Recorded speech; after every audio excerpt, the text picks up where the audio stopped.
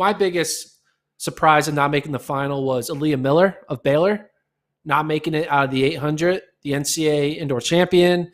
I was talking to Johanna, who has kind of followed Aaliyah Miller's career past few years, and she did say to me, like, typically Miller doesn't really always have the best prelim, and that she really shows up the best in a final. And I think we kind of saw that. She didn't have her best prelim, clearly. She got fourth in her race, and she wasn't able to make it out of that 800 group. And it's not like it was that fast of a race. I mean, 2:03.88 qualified. She ran 2:04. I mean, I think Miller is on the verge of being a sub-2 runner, and to not get out of this prelim has got to be devastating for her. Hopefully she can kind of recoup this experience and kind of refocus and try to have a great trials experience, maybe work your way to try to qualify for that trials final, which I think will be a good way to kind of redeem herself from not doing well here in this outdoor season, to kind of end it with U.S. trials 800-meter final.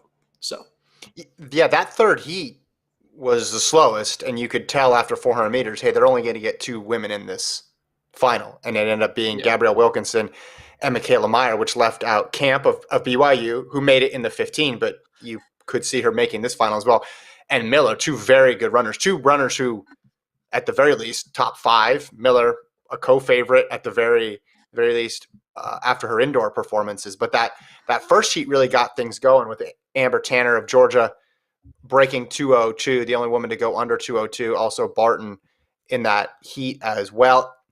You know, part of it's just how the heats break down, but when you're in that third heat, you know, you have the advantage of knowing the time to beat. You know who the big Qs and the small Qs are, and you can adjust accordingly. So once that first 400 was slow, you knew it's probably going to only be 2 women, and that's what ended up happening. Yeah, we got a comment from DC Knoll. Again, add comment live on the podcast on YouTube whenever you want. We're trying to do this awesome, get the community involved. If you listen to this on a podcast format on like tomorrow, then write us a letter. You know, send us a carrier pigeon or something. We'll see if we can get to it. But DC Knoll said, I understand why it is so, but it just feels pretty anticlimactic that a Thingmo is not in the 800. This whole 800 event feels kind of irrelevant. I mean, you have a point, right? If no offense to these 9 women who are in the final, I mean, they're all 202, 201 type caliber women, maybe 2 flat high. But when you know there's someone wearing a collegiate jersey who could run 157, who's going to be watching this race, you kind of wish you would have her in that race to kind of see what could happen, you know. Mm-hmm. But hey, we still get Mo in the 400, which we'll get to a little bit later. But yeah, I agree. It would be cool if she was in this 800, but hey, I think Mo's her own person. She gets to choose what she wants to do. She's so good in the 800. She doesn't even need to run it to be considered the best 800-meter runner in the nation. Like, there's going to be 2 800-meter national champions. And if anyone asks you who was the best 800-meter runner in 2021, neither of the national champions will be mentioned. It'll be a thing, though. Yeah. Well, it would have been interesting if Miller went on to win. It would have been an interesting, not necessarily an argument, but it just would have been interesting. Hey, this person won indoor, outdoor, but another woman has a collegiate record. Would have been an interesting footnote in history.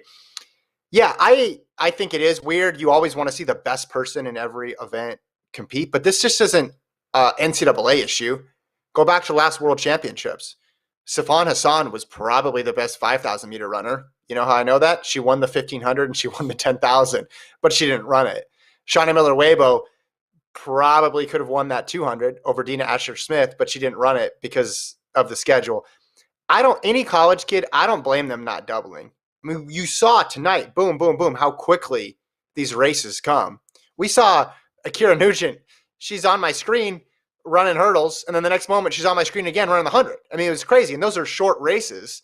And come Saturday for the women and Friday for the men, that 5K, 10K, or 1,500, 10K double that Hawker's going to try to do, or the steeple 5,000 double that we've seen some people do, is brutal. It's absolutely brutal. So I don't blame anybody for just trying to focus on one event, but it certainly changes the dynamic. What are